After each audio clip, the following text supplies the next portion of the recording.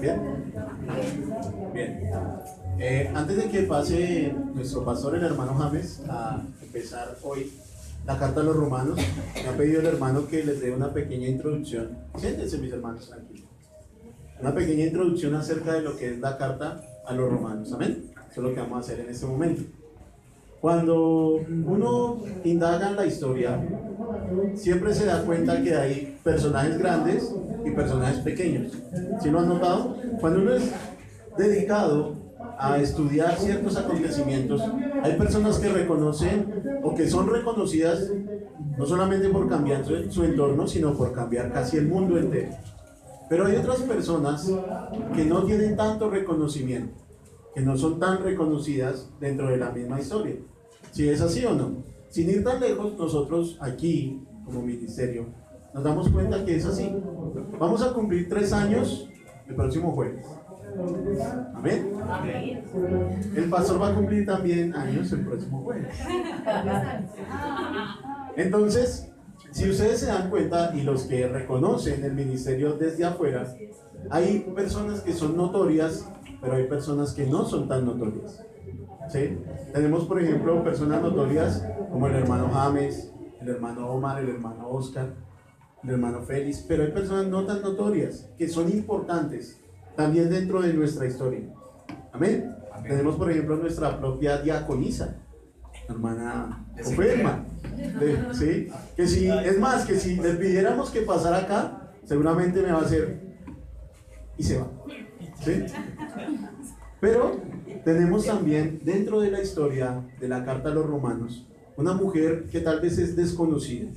Y aunque nosotros como iglesia no somos muy dados a los reconocimientos personales, porque entendemos de una u otra forma que el único que merece reconocimiento es nuestro buen Dios.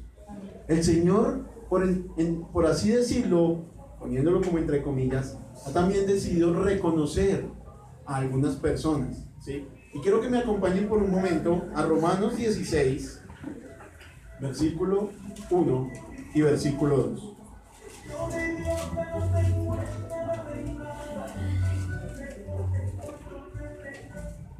Amén, ¿lo tienen? Romanos capítulo 16, versículo 1 y 2 dice: os recomiendo a nuestra hermana Febe. ¿Habían escuchado alguna vez de Febe? Diaconisa de la iglesia en Cencrea, que la recibáis en el Señor de una manera digna de los santos y que la ayudéis en cualquier asunto en que ella necesite de vosotros, porque ella también me ha ayudado, ha ayudado a muchos y aún a mí mismo. Entonces vamos a comenzar esta introducción a la carta a los romanos hablando de una desconocida, de una diaconisa de un pueblo desconocido. Cencrea es una población muy pequeña, ubicada a unos 7 kilómetros de Corinto. Y en Corinto, si lo recuerdan por ahí en Hechos 20, ¿sí? Cuando Pablo llegó a esa región griega, él estuvo allí durante 3 meses. ¿Sí lo alcanzan a recordar? En esa región, lo pueden ver en Hechos capítulo 20, versículos del 1 al 3, cómo Pablo llega a Corinto y a la región griega, ¿sí? Dura allí 3 meses en casa de otro desconocido, de un hombre llamado Gallo. Y en casa de ese desconocido llamado Gallo fue donde él, durante esos 3 meses, escribió una de las obras literarias y religiosas más importantes que tenemos nosotros, la carta a los romanos. Y la carta a los romanos fue encomendada a esta mujer, desconocida para muchos de nosotros, pero tan importante en la historia como no se pueden imaginar. Amén. Y Pablo le escribe esta carta a unos hermanos que la mayoría para él son desconocidos. Y ya lo vamos a ver por qué. Volviendo a Febe, entonces, que es el nombre de una deidad, de una titánide griega, ¿sí? Dentro de toda esa cantidad y romería de dioses, semidioses y toda esa historia mitológica griega, nos damos cuenta que esta mujer tiene un pasado que es pagano, pero que aún así fue utilizada por Dios para traer a nosotros, y démonos cuenta de la importancia, esta carta, porque a través de ella fue y llegó a los hermanos en Roma. Es evidente entonces que esta epístola o esta carta de los romanos fue escrita ¿sí? Más o menos entre el 57 y el 58. Los estudiosos la colocan a finales del 57 y principios del año 58 después de Cristo. Cuando Pablo escribió esta carta, estaba en su tercer viaje. ¿Recuerdan lo que pasó al final del tercer viaje? Él quería volver nuevamente a Jerusalén a llevar una ofrenda para los pobres de la iglesia en Jerusalén. Ese era el propósito que él tenía de volver a Jerusalén, y que ya estudiamos con nuestro pastor, como cuando él llegó a Jerusalén se armó la revuelta y lo tuvieron preso, ¿sí? Lo capturaron ahí en el templo, y todo el transitar que tuvo preso hasta Roma. Pero en ese tercer viaje, finalizando, todos los hermanos de Macedonia, los de Acaya, quisieron reunir una ofrenda y enviarla a los pobres en Jerusalén. ¿Amén? Entonces, Pablo tenía en su mente poder entregar esta ofrenda y de ahí partir a Roma y luego pasar hasta España. Ese era el propósito que él tenía. Él nunca llegó a España, solo llegó hasta Roma, que fue lo que vimos terminándose el libro de los Hechos. En el año 58, él escribe esta carta. Él escribe esta carta y se la envía, como ya lo dijimos, a los hermanos de Roma por medio de Febe. Hasta ese momento Pablo no había podido ir hasta la misma iglesia en Roma. Por eso les digo que él escribe a través de dos personajes desconocidos, Febe y Gallo, a unos hermanos que la mayoría no conocen, a unos desconocidos que asentaron una iglesia en la capital misma del Imperio Romano, en la ciudad de Roma. Como él no conoce a estos hombres y a estas mujeres de la iglesia, como no había estado allí, él utiliza un lenguaje, quiero que lo tomen muy en cuenta a través de todo el estudio de la carta. Él utiliza un lenguaje decisivo, él utiliza un lenguaje cautivador, porque él lo que va a empezar a mostrarles a estos hermanos, y es lo que él hace durante toda la carta, es sistematizar de alguna manera el asunto de la salvación, de cómo llegaron ellos a la salvación. Por eso ustedes verán en la carta que el apóstol Pablo no habla mucho de persecución, ni de problemas que haya dentro de la iglesia. Él lo que quiere es poner es el asunto de la salvación, y que para los romanos, y para nosotros, y para toda la iglesia que ha leído esta carta en algún momento, quede muy claro qué es en sí la salvación. Amén. Y él va a empezar a desarrollar ese tema. Entonces, como el propósito de Pablo, les decía, era ir hasta España, pasar por Roma e ir hasta España, él necesita contar con el apoyo de esos hombres y mujeres de la iglesia en Roma, ¿sí? Por eso él empieza diciéndoles, miren, he tenido muchísimas ganas de ir, pero no he podido. Y su fe se oye por todo el mundo. Y necesito que me apoyen porque necesito ir más allá. No me voy a quedar con ustedes, voy a ir más allá, aunque todos sabemos que estos propósitos en la vida del apóstol nunca se cumplen. Como les decía, a diferencia de otras cartas, como por ejemplo la de Corinto o la de Gálatas, donde el apóstol habla de temas específicos y problemas dentro de la iglesia, aquí el apóstol no va a hablarnos de ningún problema en específico. Simplemente nos va a dar lo que es la salvación, y terminando la carta nos va a hablar de unas normas de fe y conducta para todos nosotros. Amén. De eso se trata. El origen de la congregación que había en Roma es una de las iglesias que Pablo no fundó. El origen de esta congregación se puede basar en dos diferentes ideas. Número uno, de judíos que hayan estado el día de Pentecostés del año 33 o 29 según algunos, donde el Señor derramó su Espíritu Santo sobre los 120, y judíos que hayan estado ahí, que venían a la ciudad de Jerusalén a las fiestas, pero que vivían en Roma, se hayan ido con esto y hayan fundado esta iglesia allá. Amén. Puede ser una parte. Otra parte es que otra idea es que como el imperio romano era un imperio tan extenso, pero que, digamos, como ocurre en nuestro país, ¿sí? La gente de provincia, ¿dónde cree que encuentra las mejores oportunidades de empleo? Acá, ¿sí? En la capital. Entonces las personas pueden haberse trasladado a la capital y haber empezado, ¿sí?, con su fe a reunirse y haber fundado la iglesia allá. Pablo, al final de la carta, también saluda respetuosamente a Andrónico y Junias, otros dos desconocidos, pero los que llaman parientes y compañeros de prisiones. y los cuales son muy estimados entre los apóstoles. Y Pablo aclara que Andrónico y Junias les habían servido o le habían servido al Señor mucho antes que Pablo. Y muchos estudiosos hablan de que Andrónico y Junias son los fundadores de la iglesia en Roma. Amén. Puede ser también una opción para que la tengamos en cuenta. El entorno político que había ya en el imperio era más bien de una calma circunstancial. Para el año 58 Nerón ya estaba en el poder. Y recuerden que los primeros 5 y 6 años o 6 años de Nerón fueron años de aparente calma para los cristianos. El cristianismo no era dividido del judaísmo. Y el pensamiento de los emperadores era que cada región tuviera sus dioses, tuviera su religión, desde que eso no interviniera con el poder político de Roma. Así que al principio del reinado de Nerón los cristianos no fueron perseguidos. Y por eso el apóstol Pablo no habla allí en la carta, como les decía antes, de muchas persecuciones ni de muchos peligros para los hermanos. Amén. Nerón ya había acabado con algunas revueltas de británicos, había firmado un tratado de paz con los partos, y eso le había traído al imperio prosperidad y tranquilidad. Así que, mis hermanos, los dejo con el hermano James para que empecemos a estudiar la carta a los romanos, y abrácenla, por favor. Atesoren cada parte de esta carta, porque va a ser muy importante lo que tenemos para estudiar en ella. Amén.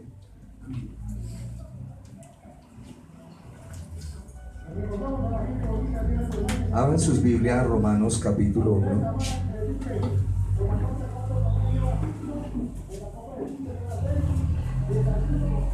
Y vamos a iniciar este nuevo estudio. Estén sentaditos, por favor. Les voy a pasar un micrófono ahorita. Gloria a Dios. Con el objetivo de que cuando se lo pase, usted lee el versículo, lo lee para que quede grabado allá y vuelve y apaga el micrófono. No es para que buguemos, es para leer solo el versículo. Entonces, hermano Luis, me hace el favor y me lee los 2 primeros versículos. Pablo, siervo de Jesucristo, llamado a ser apóstol, apartado para el evangelio de Dios, que él había prometido antes por sus profetas en las santas escrituras. Amén.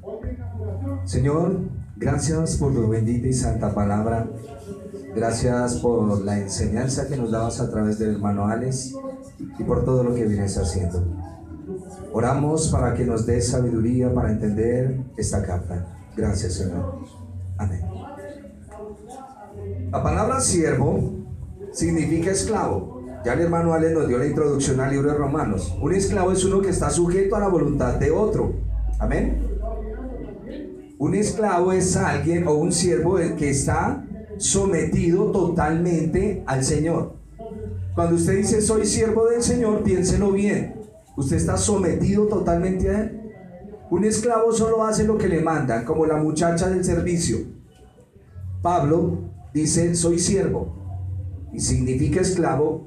Y vuelvo otra vez, uno que está sujeto a la voluntad de otro completamente y a la disposición del mismo. Los profetas y los reyes de Israel eran oficialmente siervos del Señor. Por eso rey que no obedecía al Señor, el Señor lo quitaba. Profeta que no obedece al Señor, lo quita. Eso es importante entenderlo. Y dice que es llamado a ser apóstol. La palabra apóstol significa un enviado, un mensajero. Es decir, es un mensajero que va a llevar el evangelio que Dios ha encomendado. Versículo 2. Si leen el versículo 1, el versículo 1 termina con una coma. Pasa al 2, lo cual es la misma idea. Dice, apartado para el evangelio de Dios que Él había prometido antes por sus profetas en las santas escrituras. Y hay una coma. Y de ahora en adelante usted no me va a perder de vista las comas ni los puntos. Este evangelio que Pablo va a predicar, este evangelio que Pablo va a trazar a los romanos, que ya lo conocen, pero que va ahora a sobreabundar en la escritura, es para que entiendan que él no viene con una nueva doctrina. Él no viene con un nuevo mensaje, Él viene con el mensaje que se había dicho, pero ahora Él trae la proclamación. Es exacto el evangelio así. Por eso dice que Él había prometido antes por sus profetas en las santas escrituras. Por eso cuando trajeron la palabra evangelión, buena noticia, y nos partieron la ley y los profetas como el Antiguo Testamento y el Nuevo Testamento, nos hicieron un daño gravísimo los teólogos. Porque el evangelio que Pablo predica está establecido desde Génesis capítulo 3 versículo 15, que todos llaman protoevangelio. Había una buena noticia: el hombre cayó en pecado, no hay solución. ¿Qué hacemos? Pero el mismo Dios da una promesa y dice: yo voy a levantar un hombre, le dice a Eva, voy a levantar un hijo de Eva que va a redimir la humanidad. Ustedes entran en juicio. Por eso es que todos estamos bajo pecado. Todos estamos bajo pecado, mirando aquí el texto. Versículo 3 y 4, hermano Sandra.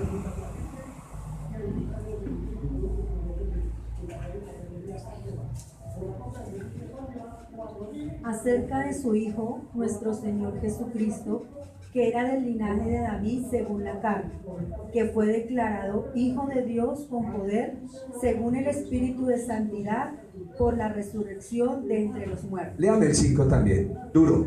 Y por quien recibimos la gracia y el apostolado para la obediencia a la fe en todas las naciones, por amor de su nombre. Amén, déjalo estar. Es importante, y cuando lea, por favor, lea de la manera que usted grita en su casa, de la manera que usted habla en diferentes lugares, porque les pone uno a leer aquí en la iglesia: amén, Señor amado. No, lea como usted lee. Y es importante que pongan acento. Por eso tenemos un micrófono en la mano, para que el hermano que está sentado escuche lo que usted está hablando. Pero está diciendo el apóstol Pablo que Dios había prometido que vendría un Salvador en las santas escrituras. Y aunque la iglesia romana era gentil, de nacionalidad, sin embargo consistía mayormente en prosélitos de la fe judaica, como lo habíamos visto en el libro de Hechos. Pablo siempre visitó las sinagogas donde quiera que iba, siempre esperando alentar a sus hermanos los judíos para que vinieran a la fe del Mesías. Pero también se añadieron otro grupo, los gentiles, que es lo que hemos estado mirando con respecto a Efraín y a la entrega de las 10 tribus al cautiverio. Eso ya lo tenemos más o menos entendido. Entonces dice que él había prometido en las santas escrituras. La iglesia romana, que va a jugar un papel importantísimo, que es la central en Roma, que es la iglesia de los gentiles, pero que también hay judíos. Allá va a comenzar el trabajo del Señor. Por eso fue que astutamente la iglesia católica quiso poner su iglesia en Roma. Y dice así, aquí le recuerda que al abrazar a Cristo no era quitar a Moisés y a los profetas, sino el cumplimiento de ellos. Y repito lo que dice el texto: acerca de su Hijo nuestro Señor Jesucristo, que era del linaje ¿de quién? De David según la carne. Que era hijo de David, o del linaje de David según su carne. Si usted mira la línea de descendencia del Señor, su progenitor llamado José es el que viene por esa línea. María viene por ahí. Es importante que nosotros analicemos esa línea. Pero a lo que se está refiriendo el apóstol Pablo es: no tanto mire la línea de sangre, sino que es una promesa. ¿Cómo así? No, explíqueme, hermano, ¿qué es lo que pasa? Cuando el Señor Jesús está aquí en la tierra y habla con los fariseos, les dice: ¿qué dicen las escrituras de quién es hijo el Mesías? Entonces los fariseos le dicen: pues de David. El Mesías, cuando venga, tiene que ser hijo de David. Y entonces el Señor le dice: bueno, si es hijo de David, ¿por qué entonces David dice: dijo mi Señor a mi Señor? Me parece que el Mesías es hijo del Altísimo. Eso dice el Señor Jesús. Ojo, nos tenemos que entrar a la escritura. Ya no podemos seguir jugando a que la Biblia es de tapa negra con borde dorado. Esa es la Biblia, y que una dice 60 y la otra dice tal fecha. Usted tiene que entender el contenido de la escritura. ¿Por qué Jesús es el hijo de David? Y es por promesas. Y ya vamos a seguir mirando esto. Por eso dice acerca de su hijo, porque el Señor dijo que iba a enviar a un hombre. Ese hombre iba a ser llamado el profeta. Ese hombre iba a ser llamado el ungido. Y muy escondido estaba de que ese hombre iba a ser llamado Hijo del Altísimo. Nuestro Señor Jesucristo, que era del linaje de David según la carne, que fue declarado Hijo de Dios con poder, según el Espíritu de santidad, por la resurrección de entre los muertos. ¿Qué es lo que está diciendo? Está quedando entendido aquí en este texto que aunque Jesús el Mesías viene por el linaje de David, él participa de otra naturaleza. ¿Cuál es esa naturaleza? La divina. El Señor Jesús es Dios encarnado, Emmanuel, Dios con nosotros. A medida que vamos estudiando estas cartas, tenemos que ir adentrándonos a esa famosísima expresión que tienen los creyentes que dicen: ¿usted es trinitario? Entonces es de sana doctrina. ¿Qué significa trinitario? ¿Y qué es sana doctrina? Por tanto, vamos viendo que Dios encarnado se llama Jesús. No me va a entrar más allá, porque nos vamos a otro punto. Y dice que humanamente llamado Hijo de David, del linaje de David, pero que él participa de otra naturaleza, su naturaleza divina. Fue declarado, dice, no fue hecho sino declarado. No fue hecho sino declarado, ¿qué? Con poder, según por la resurrección de entre los muertos. Parece que nos enredamos, pero no, ahí viene mostrándonos el apóstol. Y lo que leía la hermana: por quien recibimos la gracia. Pregunta: ¿qué es ser salvo por gracia? Por la fe. ¿Qué es eso? Es que alguien haya pagado por mí. Alguien pagó por mí. ¿Eso significa salvo por gracia? Era algo que no merecíamos. Por la buena voluntad, Señor. Gracias es un regalo dado inmerecidamente al pecador. Pero por la buena voluntad. Gracia es un regalo dado al pecador no merecido. Vamos a seguir estudiando. ¿Qué quería hacer con esto? Tenemos 20 pensamientos cuando decimos que es ser salvo por gracia. Ahora yo les pregunto: ¿quién es el Salvador? Jesucristo. Perfecto. ¿Por qué tenemos un solo pensamiento con el Salvador y por qué en la gracia tenemos diferentes conceptos? Entonces vamos a ir acomodando cada concepto cuando me pregunten: ¿es María la madre de Dios? Wow, algunos creen todavía que sí. Tenemos catolicismo cristiano en la iglesia. ¿Es María la madre de Dios? ¿Es la madre de quién?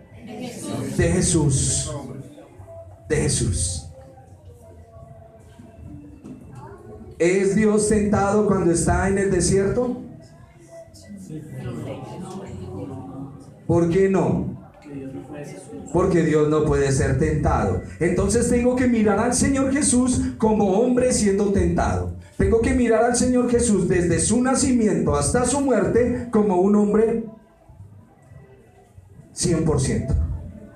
¿Estamos entendiendo el punto? Porque nos vamos a entrar a cosas misteriosas para poder entender las luces que Apocalipsis nos da en sus reflejos, para poder entender la gloria del que servimos y adoramos. Es el Dios que nosotros adoramos. Quedando entendido, por cierto, que tenía otra naturaleza de la que el apóstol habla enseguida. Fue declarado, no fue hecho sino declarado, comprobado ser hijo de Dios con potencia.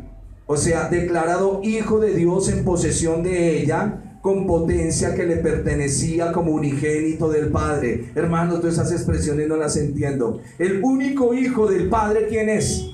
El Señor Jesús. Usted es, como decía el coro, adoptado. El único engendrado de una manera sobrenatural, el Señor Jesús. Su merced y yo, en el buen léxico de Boyacá, que nos pertenece a todos, somos engendrados. Perdón, adoptados. El único engendrado es Él. Nosotros, adoptados. Él engendrado. Por eso Él es el unigénito y el primogénito del Padre. Ahora, Juan capítulo 1 dice que nosotros fuimos concebidos no por voluntad de varón, sino de Dios.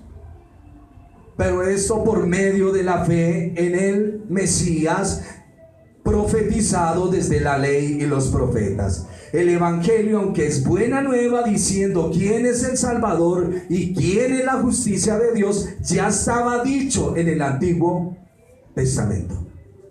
Esto no es una noticia nueva. Pablo salió con el Evangelio, se abrió una iglesia cristiana, como muchos lo predican. Y es importante que entendamos el texto en la Escritura. Hermano Oscar, por favor me lee versículos 6 al 10. Entre los cuales estáis también vosotros, llamados a ser de Jesucristo. A todos los que estáis en Roma, amados de Dios, llamados a ser santos, gracia y paz a vosotros, de Dios nuestro Padre y del Señor Jesucristo. Primeramente, doy gracias a Dios mediante Jesucristo con respecto a todos vosotros, de que vuestra fe se divulga por todo el mundo, porque testigo me es Dios, a quien sirvo en mi espíritu en el Evangelio de su Hijo, de que sin cesar hago mención de vosotros siempre en mis oraciones, rogando que de alguna manera tenga al fin, por la voluntad de Dios, un próspero viaje para ir a vosotros. Amén. Volvemos otra vez a donde estábamos en el versículo 5. Avanzamos hacia el 10. El Señor Jesús fue declarado Hijo de Dios en posesión de aquella potencia que le pertenecía como unigénito del Padre. Voy a explicarle un punto, no me lo vaya a malinterpretar ni me lo vaya a malentender. Una emanación de Dios sale, no Dios en su plenitud. El verbo sale y se hace carne. Es parte de Dios. Como es parte de Dios, es Dios en sí mismo. Pero después vamos a ir entendiendo esto. Por eso dice en el texto, porque en verso 4, fue declarado Hijo de Dios con poder, según el Espíritu de Santidad, por la resurrección de entre los muertos. Y aquí lo que está hablando Pablo, se lo voy a resumir de esta manera. Jesús vino, Él viene del linaje de David. Viene del linaje de David, muchachos, porque Él va a tomar el reino. Él va a ser el rey. Y Él es el rey. Pero fue coronado como rey. No de acuerdo a la perspectiva de los hombres, pero sí fue coronado como rey en la visión espiritual. En la visión espiritual, cuando el Señor muere y resucita por el poder del Espíritu Santo, le dice a una mujer: no me toque porque voy al Padre y voy a presentar la ofrenda. Eso está hablando el Señor. Y en un momento siguiente, Él declara por su boca: toda potestad me es dada en el cielo y en la tierra. Cuando nos trasladamos a Apocalipsis 4 y 5, vemos lo que sucedió en el momento exacto.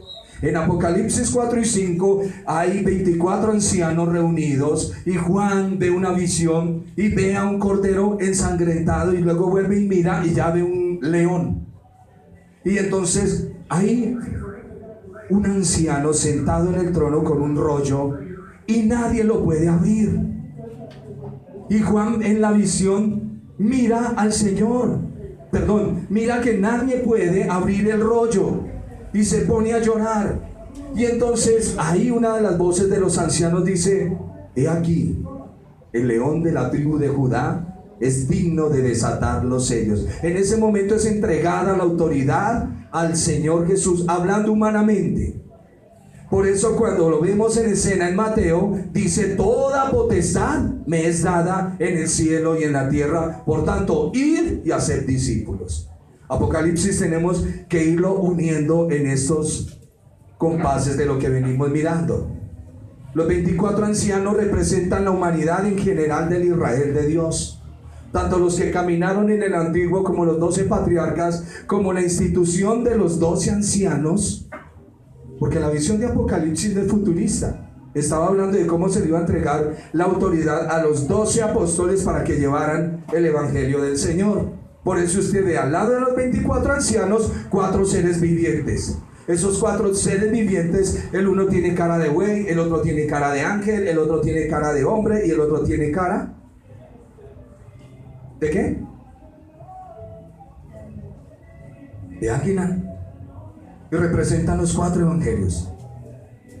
Por eso les digo, ya es necesario estar leyendo la Biblia. Ya no hay tiempo que perder. Y cada vez voy a seguir avanzando y avanzando y avanzando y avanzando, porque ya hemos esperado mucho. Esto está como el viaje a los bautismos. Ya hemos esperado muchísimo a que usted tome la Biblia y la lea. Si se quedó, mi hermano. ¿Qué podemos hacer? Eso es negligencia de parte suya.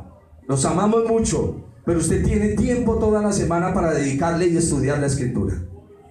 Usted escucha novelas, y yo sé que aquí hay gente que ve novelas y pierde su tiempo en esas bobadas. Hay otros que dedican 2, 3 horas viendo noticias y pierden tiempo en eso. Y cada momento que usted desperdicia es un momento impresionante para conocer la sabiduría de Dios, para conocer lo que el Señor tiene, para conocer lo que el Señor quiere. Hermano, parece que viene una situación difícil. Por allá en un grupo un hermano escribió: hermano, un pastor soñó que un terremoto viene. Pues lógico, eso está en la Biblia. ¿Cuál es su miedo?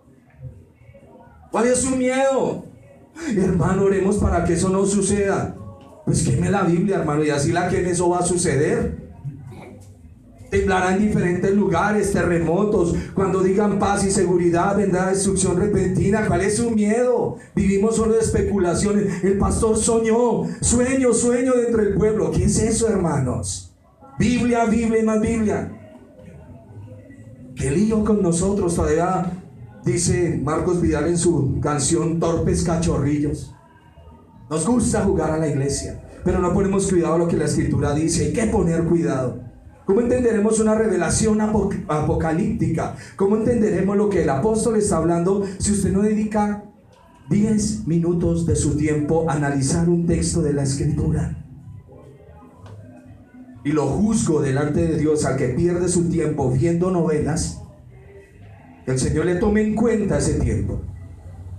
Que el Señor le tome en cuenta el tiempo que usted desperdicia teniendo la oportunidad de disfrutar del manjar divino. Yo no estoy diciendo toda la vida, el día ande con la Biblia debajo del brazo. No, eso no es desodorante. Pero léala. ¿Cómo va a ser posible que hablamos de las 10 iglesias de Apocalipsis si usted no las conozca? ¿Cuántas son? 7 iglesias que representan el candelabro, que representa el arca, que representan los ojos de fuego, el bronce bruñido, una espada que sale de su boca. ¿Qué representa eso? Figuras sencillas que están en el Antiguo Testamento porque usted no quiere ir a mirarlas. Y el apóstol aquí nos va a estar hablando, ahorita nos va a hablar de un profeta. Sigamos. Versículo 5. Recibimos la gracia que trae salvación. Por quien recibimos la gracia y el apostolado para la obediencia. ¿Para la qué? Obediencia. Todos para la Obediencia. a la fe en todas las naciones por amor de su nombre. ¿Ya tienes tu membresía aquí en la iglesia? Relájate. ¿Sabes la confesión? Salvo. Siempre salvo. Señor Jesús, ¿cierto? Hijo, escucha esto.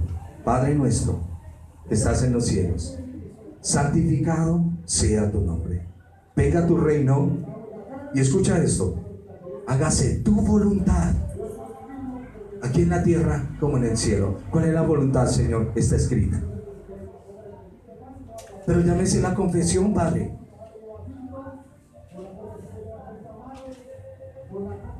En quien recibimos la gracia y el apostolado para la obediencia a la fe en todas las naciones por su nombre, entre las cuales estáis vosotros llamados a ser del Señor, a ser parte de Él. A los que están en Roma, recibimos la gracia para la propagación del Evangelio, porque al predicar el Evangelio la gente conoce cuál es el plan de salvación. El versículo 6 le dice el apóstol a la iglesia en Roma, entre las cuales estáis vosotros, junto con los demás. El apóstol no atribuye nada especial a la iglesia de Roma. Dice, ustedes están por gracia también ahí junto con los gentiles, porque ahorita en la carta va a tomar a los gentiles, a los judíos, mejor dicho, toma a la raza humana y les dice, mire, con ustedes pasa esto, pero ustedes que se llaman gentiles, y ustedes los judíos, ya vamos a entrar a dialogar. Judíos dicen que tienen su religión, gentiles dicen que tienen esto, pero ya vamos a mirar esa situación. Verso 7, a todos los que estáis en Roma, amados de Dios, llamados a ser santos. ¿Ha leído en la Biblia, en el Antiguo Testamento, quién es un santo? Perdónenme la expresión Antiguo Testamento, pero como para relacionarnos. Aquí cuando hablamos ley y profeta, hablamos de Antiguo Testamento. En la ley y los profetas, ¿a quién denominaban un santo? Uno que obedecía a la ley. ¿Recuerdan esa mujer en el templo esperando al Mesías? ¿La recuerdan? Ana. Y hay otro viejito, Simeón. ¿Por qué los llaman santos? Porque eran hombres que guardaban los mandamientos del Señor y esperaban al Mesías.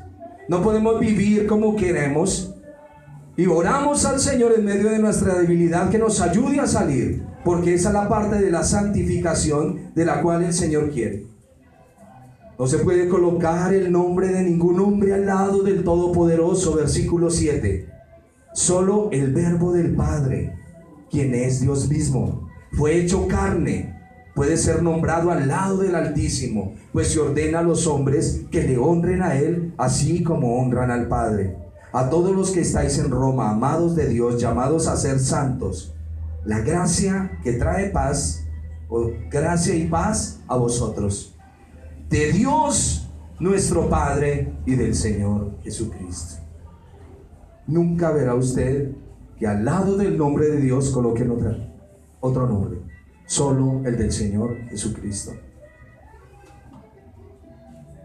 Primeramente doy gracias a mi Dios mediante el Señor, y quiero que aprenda esto del corazón del apóstol. El apóstol conoce la influencia de estos romanos en el mundo, pero mire su fe, mire su amor. Dice, primeramente doy gracias a mi Dios mediante el Señor con respecto a todos vosotros, de que vuestra fe se divulga por todo el mundo, porque testigo me es Dios. ¿Puede decir usted eso? ¿De qué? A quien sirvo en mi espíritu en el evangelio de su Hijo, de que sin cesar hago mención de vosotros en mis oraciones. Usted puede decir, testigo me es el Señor, que todos los días los llevo a ustedes en mi corazón orando por la iglesia, para que todos sean bendecidos, para que todos sean llenos del conocimiento del Señor. Estos son los ejemplos que comenzamos a imitar. Lo que vamos a comenzar a mirar es la ética de la predicación y la ética del comportamiento. Y aquí Pablo dijo un misterio, algo muy secreto, que dice, a quien sirvo en mi espíritu en el evangelio de su Hijo, rogando que de alguna manera tenga al fin, por la voluntad de Dios, un próspero viaje para ir a vosotros, porque deseo veros, para comunicaros algún don especial a fin de que seáis confirmados. Y esto no son esos dones sobrenaturales que muchos hombres han especulado. Eso no es lo que está hablando Pablo. Mire lo que dice el versículo 12. ¿Cuál es el don? Esto es, voy a leerlo desde el 11. Porque deseo veros para comunicaros algún don especial a fin de que seáis confirmados. ¿Qué es confirmar? Hacer segura su vocación. Esto es para ser mutuamente confortados por la fe que nos es común a vosotros y a mí. Él no está hablando de ningún don sobrenatural. Cuando vaya voy a soplar y todos caerán. Todos harán esto. No, él dice cuando vaya, yo no me las sé todas, hermanos, pero cuando vaya me voy a regocijar con ustedes cuando los escuchen su fe, y yo también tendré algo que compartirles a ustedes. ¿Estamos en el libro de Romanos? No se me pierdan. Estamos, dicen que Romanos es la carta magna. Y aquí su merced se va a dar cuenta si usted está en las listas de Dios o está descalificado. Puede ser un religioso en la iglesia. Gracias por acompañarnos. Pero en la eternidad no estará con nosotros. No está. Porque los hijos del Señor entran en un proceso. Y este pueblo oye pesadamente. Ya lo van a ver porque usted oye pesadamente. Porque le encanta el mundo. Así su boca diga que no. Le encanta el mundo. Por eso oyen pesadamente. Esto para ser mutuamente confortados en la fe que nos es común a vosotros y a mí. Pero no quiero, hermanos, que ignoréis que muchas veces me he propuesto ir a vosotros, pero hasta ahora, como nos decía el hermano Alex en la introducción a Romanos, pero hasta ahora he sido estorbado para tener entre vosotros algún fruto, como entre los demás gentiles. Y hay veces usted va a ir a llevar el evangelio a alguien y viene el tropiezo. No desista, no desista, insista en llevar el evangelio a las personas. Insístalo siempre. Quiero que miren el capítulo 15, versículo 20 al 24. Me le pasan el micrófono al hermano Omar, por favor, y lo lee. 20-24. Del capítulo 15.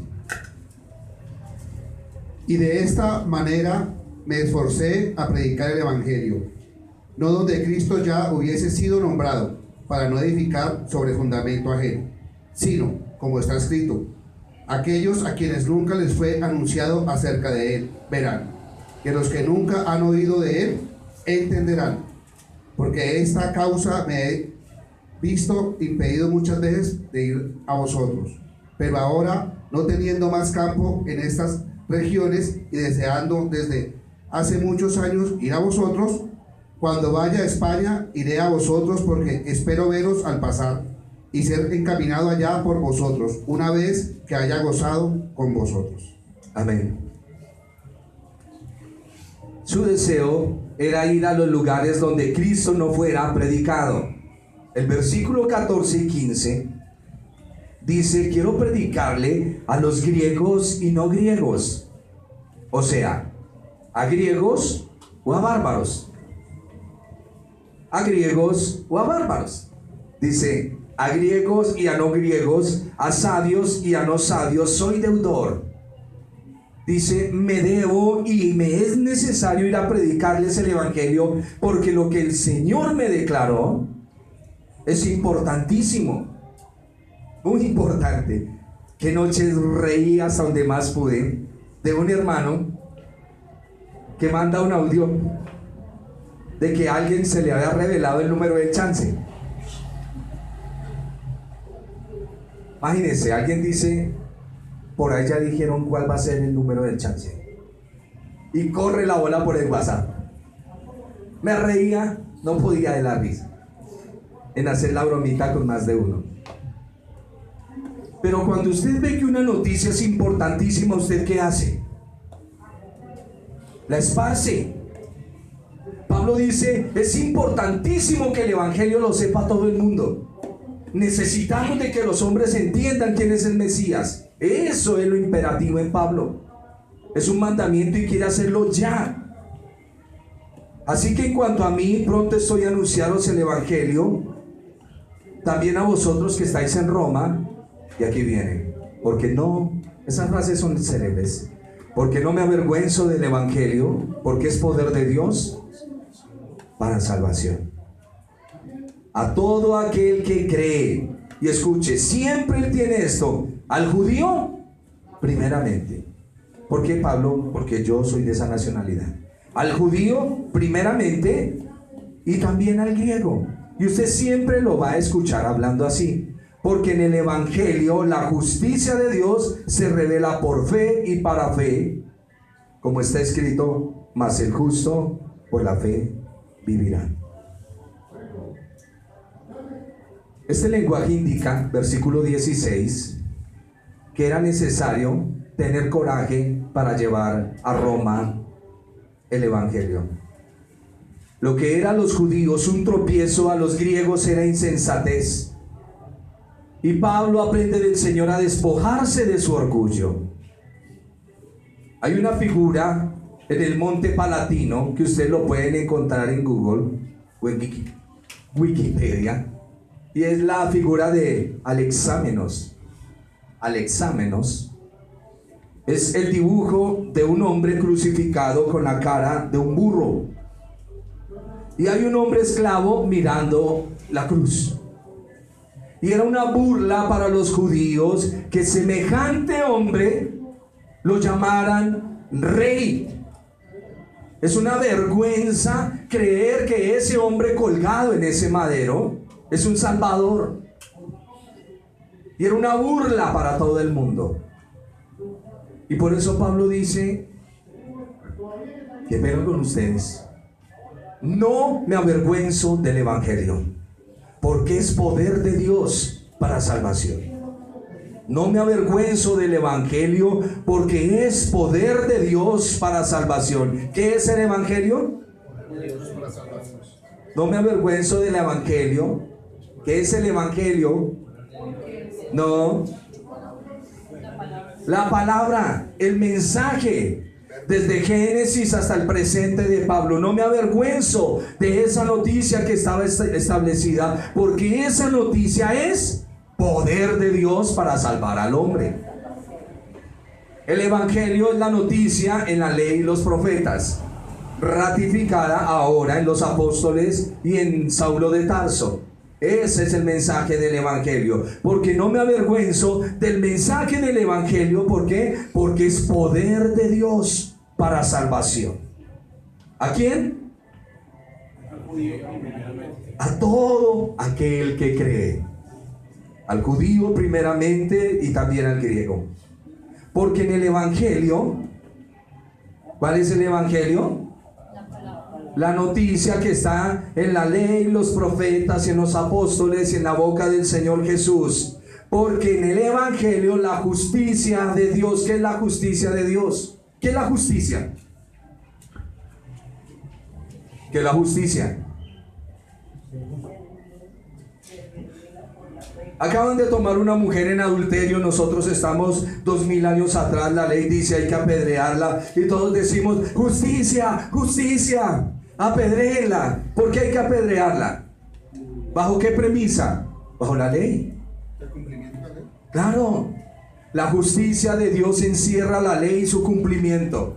La justicia de Dios encierra la ley, un juez y su cumplimiento. Eso es la justicia de Dios. Porque en el evangelio, ¿sí me están entendiendo el punto? Bueno, porque en el evangelio la justicia de Dios se revela por fe y para fe. Como está escrito, el justo por la fe vivirá. Y dijo el otro sector de la iglesia, ¿ya hizo la oración de fe? ¿Ya hicieron la oración de fe? Sí, hermano, ya la hice. Ah, eres salvo. ¿De qué? ¿De qué somos salvos? Y andamos con esos clichés por el mundo. ¿Hizo una oración de fe? ¿Ha hecho una oración de fe? No sé ni qué es oración de fe.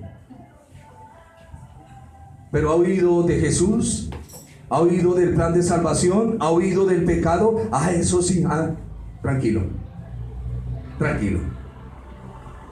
Porque nosotros tomamos cliché. Está enfermito, Vamos y oramos.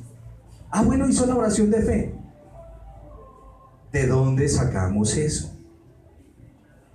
El Evangelio revela el poder de Dios para salvación. Usted no necesita hacer que una persona haga una oración de fe, solo prediquen el Evangelio. Esa es la verdad. Por eso las iglesias tienen cifras evangelásticas. Hoy se convirtieron 15,000. ¿Por qué? Porque todos hicieron: Señor, escribe mi nombre en el libro de la vida, cuando tú me llames yo pueda responderte, amén, eres salvo. ¿Quién dijo? Eso no es lo que está diciendo Pablo acá. Por favor, lea la Biblia. Perdóneme, le estoy moviendo el butaco, discúlpenme, me lo movieron a mí también. A mí también me lo movieron. Cuando yo andaba repartiendo aceite, cuando andaba haciendo una cantidad de cosas. Ungir a una persona con aceite es sano, pero el que sigue sanando es el Señor, no el aceite. ¿Estamos? Orar por los hermanos es una bendición, pero no hay poder en la oración. Como dice el cantante, el poder del cristiano es en la oración. No, el poder está en el Señor. A Él nos remitimos. Entonces vamos afándonos de todos esos clichés que nos metieron en la cabeza, esas frases célebres como abracadabra y pum, funciona. No, eso no funciona, hay que predicar el Evangelio. Esas lágrimas que tú derramas el domingo en la mañana, el Señor en la semana las mira. ¿Qué es lo que tú lloras? O esas lágrimas que tú lloraste allá, internamente en tu habitación, suplicándole al Señor, el Señor dice: hija, ven, en público te voy a dar tu recompensa. ¿Qué estás pidiendo, Ana? Ay, Señor, es que Penina me atormenta y el Cana. ¿Qué quieres? Un bebé. Pero, Señor, si tú me lo regalas, lo dedico al templo. ¿Ok? Vas a tener un bebé. Y todo el pueblo sabrá que tú consultaste conmigo. ¿Y nació quién? Samuel. Lo que tú pides en la intimidad de corazón al Señor para lograr renunciar o adquirir poder, Dios lo contesta. Amén. Tus lágrimas hoy fueron hermosas. Y el Señor, dice el Salmo, que el Señor recoge tus lágrimas en una redoma. Y tus lágrimas son llevadas a la presencia del Señor, y ellas están de constante. Y el Señor dice: las lágrimas de mis hijos. Y por eso en Apocalipsis usted escucha por ahí una frase de unos decapitados que dicen: Señor, ¿hasta cuándo nos harás justicia? Y Él dice: un poquito más de tiempo. Un poquito más de tiempo. Como dice el apóstol Pedro: y no tengan por tardanza la venida del Señor, como algunos lo dicen, sino que el Señor es misericordioso para con todos, no queriendo que ninguno perezca, sino que todos procedan al arrepentimiento. El Evangelio es el cumplimiento de la promesa en el Antiguo Testamento. El Hijo de Dios ha sido investido, el Señor Jesús, de la autoridad para dar toda gracia a los hombres y todos los dones para el establecimiento y edificación de su reino. Él nos da dones para el reino, nos llama por gracia para el reino. Y en el reino hay una ley, un decálogo escrito en su corazón y en mi mente. ¿Qué problema que tenemos ahorita con esos famosos judaizantes que se están entrando a la iglesia y están estableciendo una infraestructura sobre comidas? Ya la gente no habla, ella se está hablando con no, y me dijo: Kadoshim, hábleme en español, hermano. ¿Usted dónde me ve la barba de judío? ¿Dónde me la ve? Sí, como santo. ¿Y ya leyó el Brit Milá? Perdón, ¿ya hizo el Brit Milá? ¿Qué es la circuncisión? ¿El pacto de la circuncisión? ¿O el Brit Hadashah? ¿El nuevo pacto? ¿Qué es eso, hermano? A mí hábleme en español. Yo estoy acostumbrado cuando voy al campo a que me den cubios. No me gusta mucho, pero me los como. ¿Sabe el judío qué es un cubio? ¿Sabe qué es un ajiaco, un tamal, chocolate? ¿Sabe qué es eso? A mí no me vengan a judaizar, no sean locos. Yo soy colombiano de pura raza. Amo a mi taita como a mi mamá. Ese es el lema. Sí, no, yo no soy judío. El Señor me declara salvo por su gracia, pero tengo que entender la escritura. Eso dejémonos tantas cosas. Lo mismo pasó con el griego, con el koiné. Lo mismo pasó. Y ahora los hermanos nos hablan en un hebreo exquisito, una lengua muerta. Eso es como coger y darle a usted $1.000.000 en moneda de centavos y vaya a comprar. La misma historia. La misma historia. ¿Te van a recibir esos centavos? Pase usted ahí por el módulo de Transmilenio con 2.500 del pasaje en monedas de centavos y se la recibe. Ah, coja juicio. Y hay veces nos dejamos llevar por las modas, por las cosas. Tengamos cuidado. El bar mitzvah. Una cantidad de cosas, por favor. Mire a su hermano, mírelo. Mire ese cachete colorado como el de su pastor. Colombianos, criollos, bogotanos, comen cuyo, saben usar ruana cuando hace frío. Esos somos nosotros, que saben soplar cuando está hirviendo, si es mucha el hambre. Esos somos nosotros, esos somos nosotros. Y vuelve y dice, el Evangelio es el cumplimiento de la promesa del Antiguo Testamento. El Señor Jesús es el Hijo de Dios, ha sido investido con toda autoridad y nos ha dado dones y gracia para establecer su reino, porque Él es el Rey. El ungido es la justicia dada por Dios para la justificación. Señor, ¿por qué yo tengo que ser pecador si el que cometió el pecado fue Adán? Listo, listo, James. Sí, todo fue encerrado bajo pecado. Pero aquí tengo una salida. Envía a mi Señor, envíe a mi ungido, envíe a mi Hijo, Jesús. Si usted cree en Él, su pecado será perdonado. Aparte de eso, toda la rectitud de Él se la paso a usted. Eso se llama imputación. Todo lo recto que Él fue cuando caminó en la tierra pasa a usted. Y todo su pecado pasa a Él. Y lo voy a castigar a Él y usted sale libre. Eso es salvo por gracia. Por eso el contexto de que es un regalo inmerecido es bueno. Pero ese regalo cuesta. Voy al ejemplo. Un hermano me presta a mí 3 millones de pesos y yo no se los pago. Ah, eso no es nada raro, diría alguno por ahí. Entonces el Señor dice, hermano fulano de tal, necesito que le perdone la deuda a James. Y el hermano en obediencia le dice, bueno, Señor, lo voy a perdonar. Yo recibo el perdón y el que me perdona perdió 3 millones. Perdió 3 millones. Yo he sido perdonado, pero mi pecado no fue pasado por alto. Mi pecado lo castigaron. Por eso Él es la justicia de Dios. ¿Me están entendiendo? Mi pecado fue puesto en el cuerpo de Él en el madero hace 2000 años. Eso es lo que se recibe por la fe y en fe. Esa fue la preparación de tanto sacrificio en la ley y los profetas. Su pecado ha sido depositado en el cuerpo de Cristo. Si usted ha aceptado al Señor por la fe como su único Salvador y ha creído en las Escrituras, usted está libre del pecado. Pero tiene que luchar con esos vestigios que todavía tenemos en la mente. A ver, le voy a poner un ejemplo. Resulta que usted entra a su habitación. Este es el lugar donde usted prende la luz y apaga la luz, ¿cierto? Resulta que tuvieron que hacer una modificación y cambiaron el switch para acá. Casi y todo les ha pasado. Usted entra a la casa, ay, ¿verdad que lo cambiaron? ¿Por qué? Porque la mente está habituada, está programada. Por eso el apóstol dice que debemos reprogramar nuestra mente a la Escritura. Cambiaron el switch. Y varias veces nos va a pasar que vamos a ir a aprender y está acá. Sucede. En la imputación el Señor ha limpiado nuestro pecado. Seguimos luchando con una naturaleza, pero esa naturaleza que está acá. Después miramos la santidad posicional.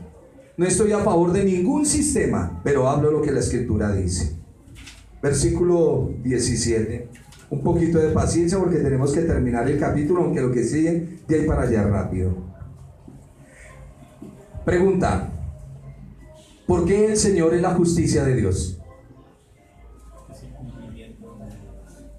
Porque es el cumplimiento de la ley. ¿Y cómo se aplica a usted? Otra persona.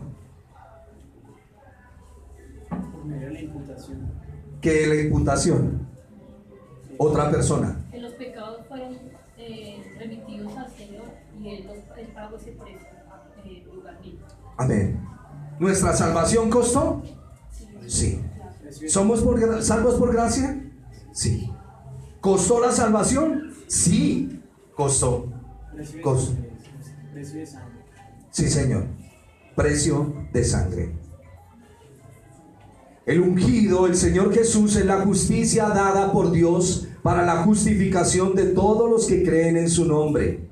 Y que en este glorioso evangelio, cuando se predica como tal, reside el mismo poder de Dios para salvar al judío así como al gentil, de conformidad con la enseñanza de nuestro Señor mismo, que toda la salvación consiste en el conjunto de verdades en la Escritura. Por eso dice que es de fe para fe, que es de Génesis hasta Apocalipsis, que es de fe y para fe. Eso es lo que está hablando. La fe es el testimonio escritural de lo que Dios ha dicho. ¿Qué es de fe y para fe? Lo que la Escritura dice. Usted necesita llevar una correcta interpretación del libro de Romanos para no irse confundiendo. Porque vuelvo otra vez. ¿Ya llenó la membresía? Sí, amén, hermano. Es hora de que se bautice. Eres salvo. Yo soy el hombre que te estoy diciendo que eres salvo. Pero ¿qué dice la Biblia? Hay gente, el hermano no tiene membresía en la iglesia y él es bautizado. ¿Qué es eso? ¿Qué es eso? Andamos con unas premisas religiosas todavía. ¿Recuerdan por allá hace, creo que fue en el año 2000? Los niños no bautizados se los va a llevar el coco. ¿De dónde? ¿De dónde? Y así está la iglesia. Hermano no bautizado, se lo lleva el super coco. Mis hermanos, un hermano va a bajar a las aguas, los hermanos van a ir a ser bautizados. ¿Con qué propósito? De dar un testimonio de lo que aman y de decir: Jesús es mi Señor y quiero bautizarme en el nombre del Padre y del Hijo y del Espíritu Santo. Amo mi Dios. Pero esto no es para llenar membresías en la iglesia. ¿Qué nos pasa? Si alguien me muestra la membresía en la iglesia, que diga: y estos reglamentos serán para tu membresía, le creo. No, eso es para la salvación, no para la iglesia. Hablo de la membresía humanamente hablando. Y aquí viene: porque la ira de Dios a los que no obedecen el evangelio, que tanto están esperando misericordia para los que no obedecen. Porque es que el apóstol Pablo nos cita Habacuc capítulo 2 versículo 4. ¿Qué hermano es hábil con la escritura para que lo lea? El hermano Gerle, pero salió. Hermano Oscar, por favor, lo lee. Habacuc 2.4 está hablando de algo que el apóstol está relacionando acá, y está en su casa, le va a dar una leída y va a ver a quién es que llama Habacuc justo. Léalo, mi hermano. He aquí que aquel cuya alma no es recta se enorgullece, mas el justo por su fe vivirá. Correcto. A veces pasamos ese versículo muy rápido, pero lo que está diciendo es que el justo no se enorgullece, sino que camina por la ley del Señor. Les invito a que lean un estudio ese capítulo o al libro completo de Habacuc. Mas el justo vivirá por la fe. Lejos de anular el método antiguo, lo que el apóstol está haciendo es entrelazando la fe con la ley y los profetas. Y el Señor muestra su santo desagrado y su justa venganza contra el pecado. Están revelados en la conciencia de los hombres desde la creación y atestiguados por innumerables evidencias. Vamos a mirarlo. Porque la ira de Dios, ay hermano, ¿Será que mi abuelito tan malo que fue el Señor lo perdona? Sí, sí, pero ¿se arrepintió? ¿Se arrepintió su abuelo? Pues no. Pero a mí me parece que él repitió unas frases que yo le dije. Ah, bueno, mágico, mágico. Porque la ira de Dios se revela desde el cielo contra toda impiedad e injusticia de los hombres que detienen con injusticia la verdad. Hombres que entendiendo la verdad de Dios la detienen. ¿Cómo así? Sí, porque desde el inicio, cuando salió Adán y Eva, dice, porque lo que de Dios se conoce, Él se lo manifestó. Dios le dijo a Adán y Eva, vayan por el mundo y van a hacer este sacrificio. Adán y Eva ya con esa generación comenzaron a matarse. Ellos saben que hay un Dios. Ellos saben que hay un Dios. Y ellos siguieron y siguieron. Ya vamos a ver la progresión. Y el hombre fue entenebreciendo su mente y entenebreciéndose. Y entonces comenzaron ya a formar sus ídolos. Los ídolos de Egipto. Egipto no viene de la misma línea de Adán y Eva. Claro. No viene de la línea de Noé. ¿De dónde venimos todos? Y todos venimos con la misma enseñanza. Sea egipcio, pardo, medo, elamita, griego, lo que usted quiera, todos venimos de un mismo linaje. Y a todos se nos enseñó lo mismo. Porque la ira de Dios se revela desde el cielo contra toda impiedad. ¿Qué es impiedad?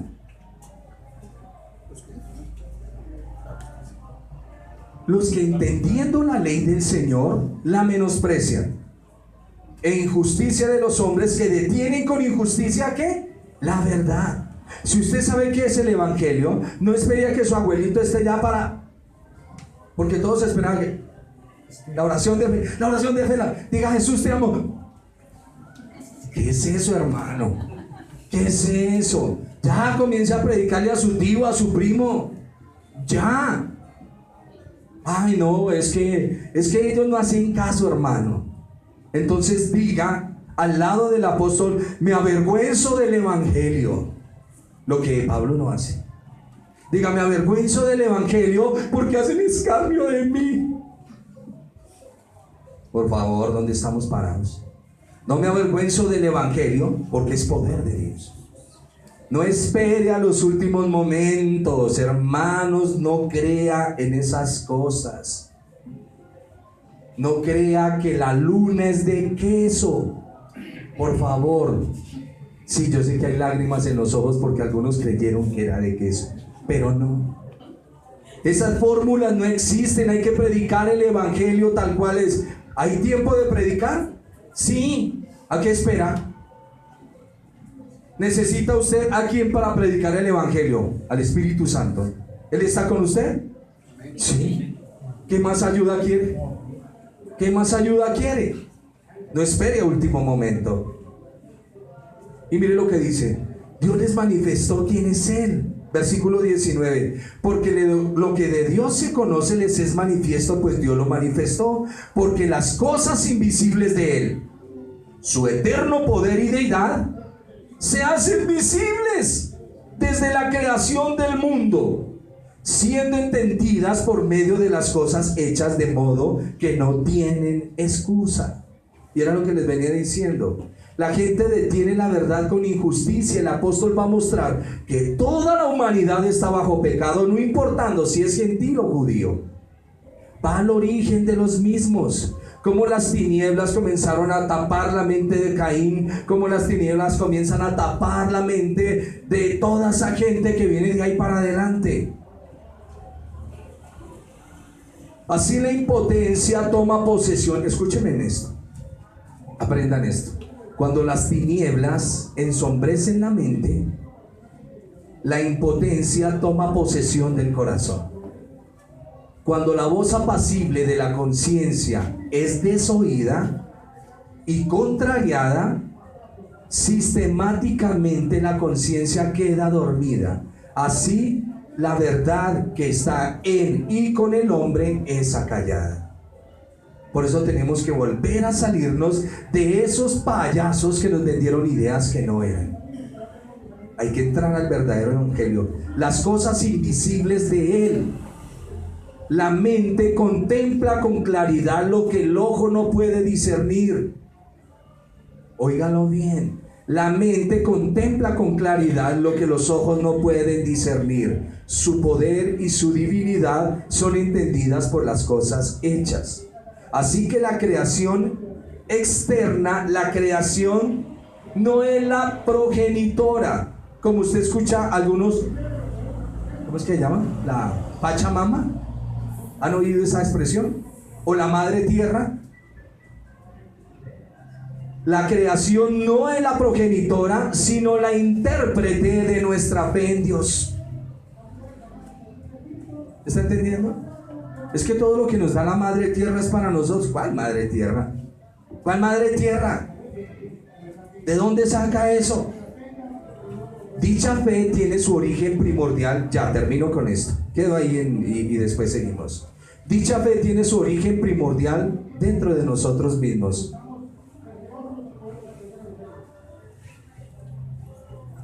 El verso 20 dice que las cosas hechas,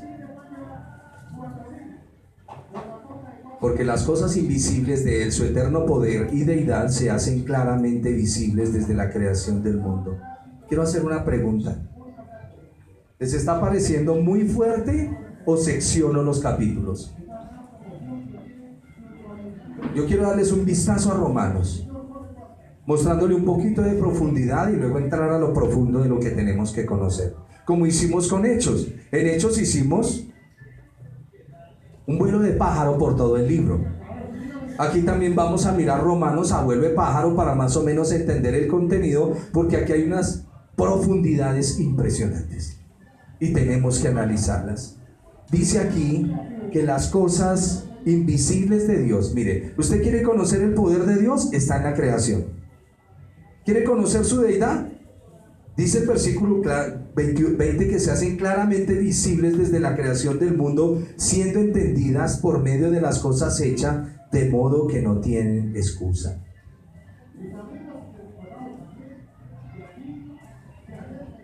Esto es lo que se conoce bíblicamente como revelación interna y revelación externa, que sistemáticamente la han cambiado por otra cosa.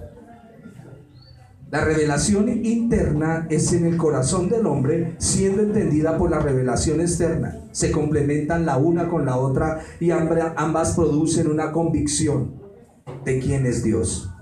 Por eso no tienen excusas.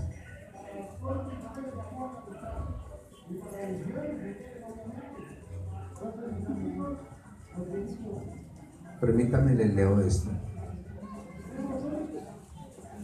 Dejo hasta acá. Pero el punto que les dejo es, el hombre, Dios le dijo, solo para que tenga esta figura, tiene que sacrificar un cordero, tiene que sacrificar un cordero, tiene que sacrificar un cordero y el derramamiento de sangre, pretendiendo adorar al Creador por medio de la criatura. Pronto llegaron a perder de vista al Creador en la criatura. Vuelvo y repito. Pretendiendo adorar al Creador por medio de la criatura, pronto llegaron a perder de vista al Creador en la criatura. ¿Cuál es el punto? Los hombres dijeron, hagámonos un becerro para que nos recuerde lo que tenemos que hacer para con Dios, y luego terminaron adorando el becerro. Que en eso tiene mucha culpa el paganismo. Hagámonos una imagen de José para acordarnos de esto. Hagámonos una imagen de María. ¿Y qué? Dejaron al Creador y terminaron honrando las imágenes. Y ahí está la perversión del hombre. El hombre comenzó con claridad del Señor, fue caminando y poco a poco fue entenebreciendo su mente y entenebreciéndose y entenebreciendo hasta el punto en que llega el apóstol Pablo a sentenciarnos. Su mente está cautivo por lo que usted ama, por lo que usted quiere. Vamos a dejar hasta el versículo 20 y en la próxima clase seguimos. Romanos es un libro que nos va a hablar de cuál es su corazón y de cuál es su religión. Si verdaderamente usted ha sido justificado por Dios o usted está en una religión. Segundo, que la proclamación del evangelio es lo que puede traer salvación al hombre. Y algunos me utilizan el texto, ¿ha visto al ladrón en la cruz? ¿Se salvó en el último momento? Sí, pero ¿ha escuchado la declaración del ladrón en la cruz? ¿La ha escuchado? Porque ese ladrón no salió de la nada. Como cuando cambiaron a Barrabás por el Señor. Y hay veces nosotros queremos versículos fáciles. Y el Señor dice, no os engañéis. Dios no puede ser burlado. Todo lo que el hombre sembrare, eso cosechará. Otra vez. No os engañéis, no os engañéis, no os engañéis, no os engañéis. Dios no puede ser burlado. Todo lo que el hombre sembrare, eso cosechará. Y ahí es donde corre el frío. ¿Y ahora qué hago? ¿Entendiste la voz del Señor? Arrepiéntete. Y Él es poderoso para borrar todo lo que has hecho. Esa es la única salida. No hay otra. Nosotros somos culpables de no anunciar un evangelio claro y de que las almas reaccionen. Porque es que las almas no reaccionan si usted no les dice en su constitución lo que fueron hechas. A ver, se lo pongo de la siguiente manera. Usted es un computador que Dios le metió una clave. ¿Ha visto los computadores con claves? ¿O el patrón ese del dedo en el celular? Que si le da muchas veces, ¿qué pasa? Se bloquean. Y cuando usted comienza a jugar con el evangelio, ¿qué hace con la gente? La bloquea. La bloquea. Y se necesita la claridad del evangelio del Señor para ir y decirle al hombre y denunciarle su pecado. Si es que de verdad quiere que sea salvo. Si es que de verdad usted quiere que llegue a la salvación, solo dígale no, mi amor. Solo haga una oración de fe en el último momento. Gracias, hermana. Lo acaba de enlistar al infierno. Porque eso no es lo que dice la Escritura. Acaba de darle un patrón incorrecto. Acaba de darle un patrón incorrecto. Predique la palabra y la misma palabra hará que el corazón del hombre comience a ser redarguido por el Señor. Redarguido por el Señor. ¿Estamos entendiendo? Es solo la ley del Señor la que redarguye el corazón del hombre. La ley de Jehová es la que convierte el alma. La ley de Jehová es la que convierte el alma. Ya no más patrones incorrectos. Los bloquea. Por eso tenemos tanta lucha con esos hombres que en un momento nos bloquearon. ¿Se ha dado cuenta usted para salir de ese sistema y entrar a la Escritura cuánto nos ha costado? Mucho, mucho. Pero se lo garantizo en el nombre del Señor, que si usted se para en la legitimidad de la ley del Señor, Él que conoce tu corazón te da la respuesta. Porque fiel es Él que lo prometió. Fiel es el que lo prometió. No puedes reclamarle promesa al Señor si está salido de su ley. No hay promesas de Dios por fuera de la ley. No hay regalos del Señor por fuera de la ley. Eso es una lucha. Esa lucha la viví en carne propia con una señora llamada María que el Señor puso en esta tierra para que fuera mi progenitora, mi mamá.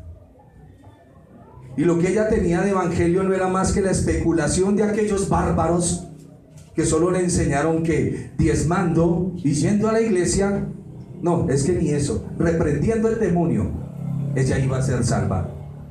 Pero no sabía quién era su amoroso Señor, quién era su Salvador, qué había hecho Él, cómo sufrió y lloró en la cruz del Calvario, cómo pasó días enteros con tanto sufrimiento. Ella no lo sabía porque nunca se lo habían enseñado. Ella sí ya había dado sus cuotas para la pensión en el Señor, pero esa pensión es mentira. Eso es mentira. Y entramos en una polémica y en un problema hasta que por fin, como en la película del peregrino, soltó el fardo. Y le dije, madre, ¿lista para los brazos del Señor? Dijo, sí, ya sé quién es. Ya sé quién es. Lo amaba sin conocerlo, pero voy a ir a encontrarme con él. Y me decía, hijo, y al viejo también allá va a estar, madre. Y allá, espérame que yo llegue un día. Y con las nietas, esas van también, Señor. Esa fue la promesa en mi corazón y ahí la tengo. Y no se irá. Por eso predico el evangelio. Por eso no engaño a nadie. Por eso no me gusta usar de la fe de nadie para engañar a nadie. Esa es la verdad. Y eso es lo que usted lleva en su corazón. Su merced va para allá. Enliste sus hijos también. ¿Estamos? Porque el Evangelio es poder de Dios para salvación. El Evangelio, la palabra del Señor, es poder de Dios. Lo que es difícil para el hombre es posible para Dios. Nunca desconfíe de su Señor. Lo que Él habló, recíbalo en su corazón, así le duela. Y para adelante, para adelante. Pongámonos en pie, hay mucho que agradecer al Señor.